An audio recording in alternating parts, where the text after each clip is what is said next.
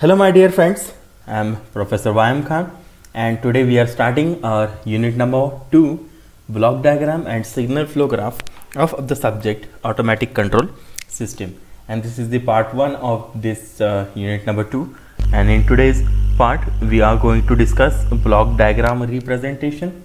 We'll begin with block diagram part first, and today we'll see the block diagram representation, how the physical system is converted into a block diagram. What do you mean by block diagram? How to draw a block diagram and basic components of a block diagram. Now, without wasting so much time, I'll request you to subscribe to my channel, like this video and share this video. Let us begin. Block diagram representation. What is a block diagram? Now, simply a block diagram is a pictorial representation of the entire system. Suppose there is a physical system which is a complex one, and it is not possible for us to draw all the physical components of that system and that system is very complex. It is very complicated system, so representing it every time with the physical components is not possible, and at such conditions we represent this physical system with the help of a block diagram. Now, whenever I am saying block diagram, it is a complete diagram of the complete system, okay, and it represents the relationship between the input and the output of the entire system. Suppose there is a system, physical system. Let us consider one example. Say we are having a room temperature controller, and this room temperature controller is a complete physical system. Now, this room temperature controller system has input in terms of voltage and it gives output in terms of heat. So, the room heater that you use in some of us use in winter, so that room heater is a system, is our physical system, and that system we are representing with a block diagram. Now, the components in this room heater system are your heater, then your temperature controller coil, your potentiometer, and etc. So there are number of parts in this physical system. So this whole system will be represented with a block diagrams. Now, each component present in this physical system will be represented by a singular block. A single block will represent one important component of the physical system, and the whole output of the system will be calculated by these number of blocks. Say there is one potentiometer, there is one heating coil, then there is your feedback system, and the whole things are assembled in a specific sequence. So this will arrange these blocks in that specific sequence, okay. So a complicated system can be easily represented with the help of blocks, and a block depicts the interrelationship that exists among the various components. Suppose block A is connected with block 2, so that means that block B is dependent on block A, okay. So it depicts the relationship between the two different blocks, or say 3 different blocks, or the blocks present in the complete block diagram. Okay, how to draw a block diagram? In block diagram, each block is arranged in a proper sequence. So as per the physical system's flow, there will be there will be a single block for each component, and these blocks will be arranged in a proper sequence. Each block in block diagram represents the transfer function of the sub system. Like I said, if you are having room heater or temperature controller, room temperature controller, so then there is your potentiometer, then there is your heating coil, there is your rheostat, etc. These all parts are subsystem of the physical control system. So this system, the whole system or the subsystems will be represented by a single block, okay. And the transfer function of the system present in the control system will calculate it with the help of the transfer function and mathematical modeling. The different blocks are interconnected to each other as per sequence of operation.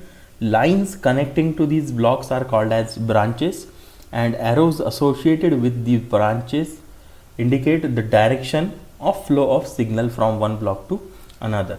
So let us see actual block diagram. This figure shows the basic elements of a block diagram. The basic elements of a block diagram are: number one, a block. See these blocks, boxes. So these boxes are called as blocks.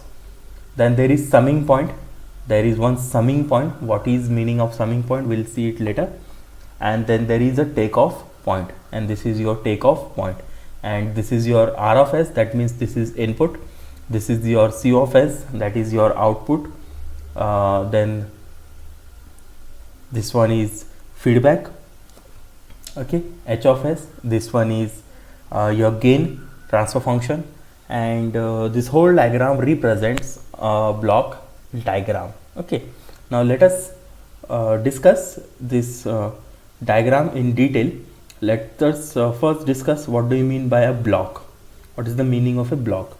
Okay, the transfer function of a component is represented by a block.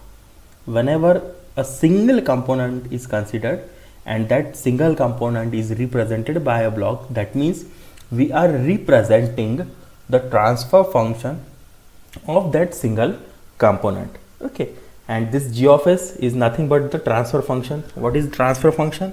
It is output divided by input. It is the Laplace of output to the Laplace of input. Okay, block has single input and single output. Whenever there is a block, it will be having single input and it will be having single output. Suppose this is the single input X of S. Okay, now sometimes we are using X of S, we are using R of S. Okay, sometimes we are using R of T or X of T. So whenever we are using T, that means it is in the form of, it is in time domain, and whenever we are using S, that is, it is a Laplace transform of that function. Okay, so do not get confused. We will just use input and output. Okay, so your transfer function, the formula of transfer function that we have studied says that it is the ratio of Laplace transform of output to the Laplace transform of input, which is represented by G of S. So this single block will give us G of S. Okay, and when we use this specific formula of G of S, we can calculate what is the meaning, what is the expected output from this component. Okay, suppose we know the formula, we know the transfer function of that component. Suppose there is a component, any component, and you know the transfer function of that component, and that transfer function formula, you know that, and you know the input. Okay, so you have two values. Out of these three values, you have input, you have transfer function. So it is possible for you to calculate what is the output. Okay, now the output can be calculated with this formula Y of S is equals to G of S into X of S. Whenever you multiply transfer function with input, you can get the output of this particular block. Okay, and that we are going to do in the numericals. So this is all about block. Let us go to the second important thing in a block diagram, that is the summing point. Now summing point, you can understand that with the word itself. Summing means it is having some addition or some signals are coming at a single point. So summing point is represented with a circle having cross X inside it. Okay, so this is your summing point. You can see here there is one input coming here, another feedback is coming here, and it is getting summed here, or it is being compared with each other. So this shows positive sign, here it is negative sign, so this is going to get compared. So R of S and H of S is going to be compared, is going to be detected here with the help of this summing point. Okay,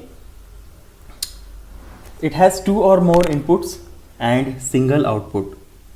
at a summing point there is always single output and then can be multiple inputs, because these multiple inputs will be compared and there will be one single output based on the number of inputs. Suppose there are 3 positive inputs, say their units is 1, then another unit is 2 and another unit is 3. Okay, so these 3 signals with unit 1, unit 2 and unit 3 values are coming at a point, at a single point. Okay, and there is only one single output and all are having positive signal. That means this 1 is going to get added in 2 and this 2 is going to get added in 3. So 1 plus 2 plus 3 will be our output at that summing point, that is equals to 6. Okay, so based on the based on the symbols plus or minus, you can calculate the output of the summing point. It produces the algebraic sum of the inputs. It also performs summation or subtraction or combination of summation and subtraction of the inputs based on the polarity of the inputs, like this. If R of S is 1 and if H of S is 2, so the output will be minus 1, because this one is positive, this one is negative, so 1 minus 2 will be minus 1, so your output will be minus 1. Okay, so let us see these 3 operations one by one. The summing point performs 3 operations: summation, subtraction or combination of summation and subtraction. Okay, so let us first study what is summation at a summing point. This is a summing point here represented by a circle and cross inside it. There is one signal A which is positive, there is another signal B which is also positive, and these 2 signals are input signals which are coming into the summing point, which are coming at a summing point, and there is only one output signal Y.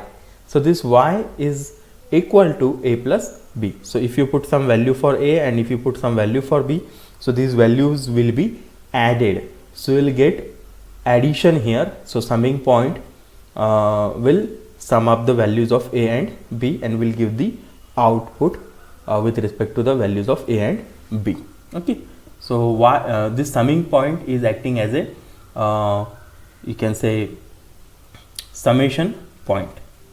Then there is subtraction point, or you can say when summing point is acting at as a subtraction. Okay, so this A and B is your inputs, then there is your Y. Usually as usual this is your output, because it is coming out from the summing point and the value of A is positive but the value of B is negative. So instead of summation here subtraction is going to happen. So whatever the values of A and B, they will be put here and the subtraction will happen like A minus B. So Y will be equal to A minus B. Okay, this is the second type of summing point, and there is the third one which is having combination of subtraction and summation. Here we have 3 different signals A, B and C, in which A is positive, B is positive and C is negative. So A will be added in B, but out from this summation the C will be subtracted because it is having negative sign. So therefore your output, that is Y, will be equal to A plus B minus C. So these are the 3 combinations possible with the summing point.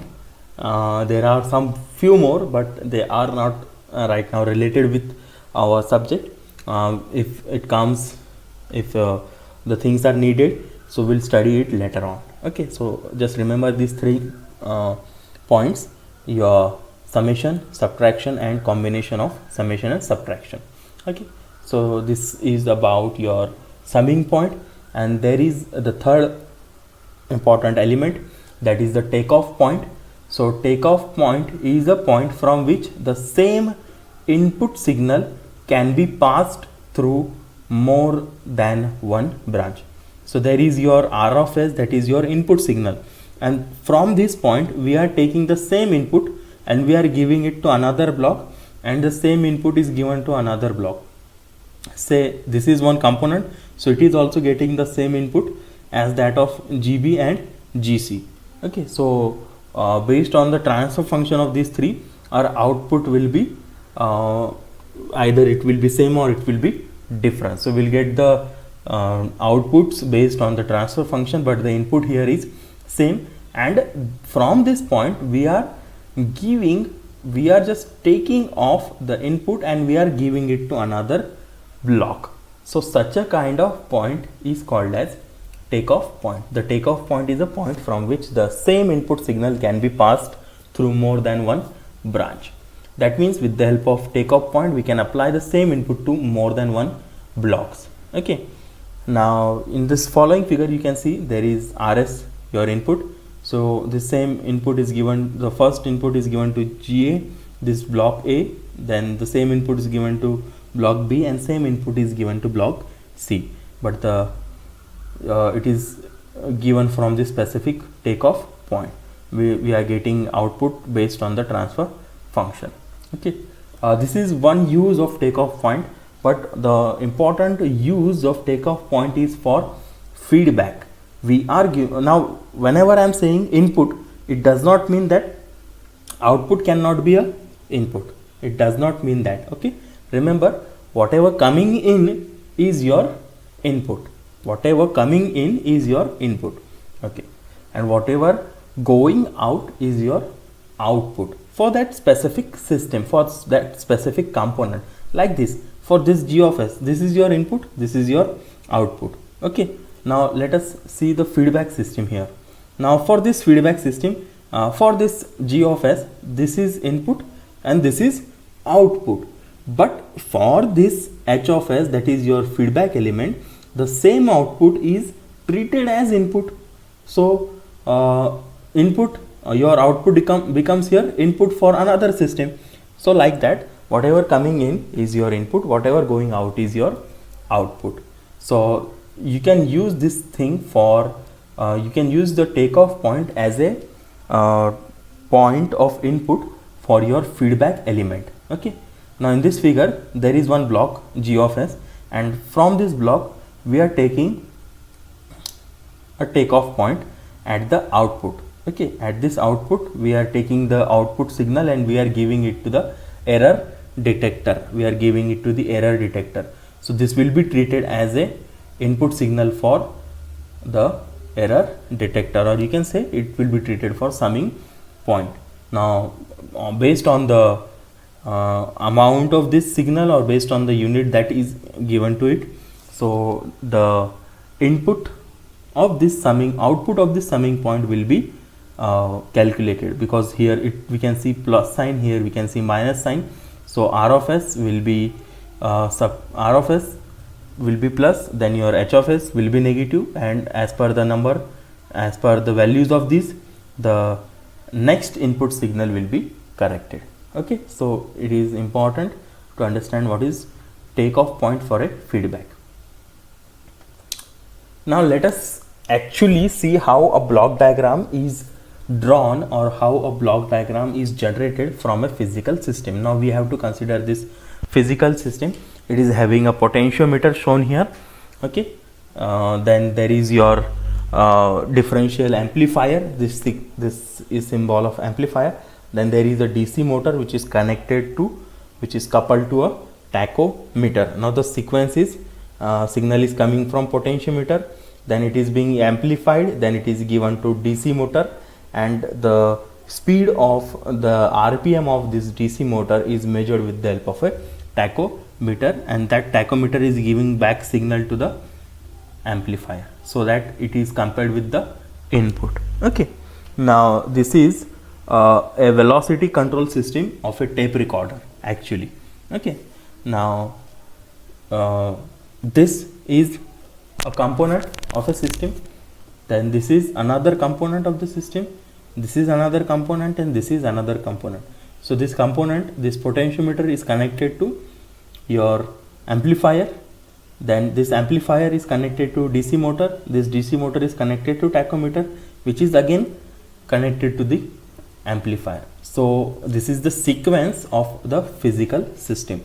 Now let us consider one by one these components. So potentiometer will be represented by a block, and its transfer function is K1, and it will be shown like this. So I'll be sharing the transfer functions of various components, various physical and electrical components with you and later on, but for now let's just consider these transfer functions. So potentiometer is represented by a block.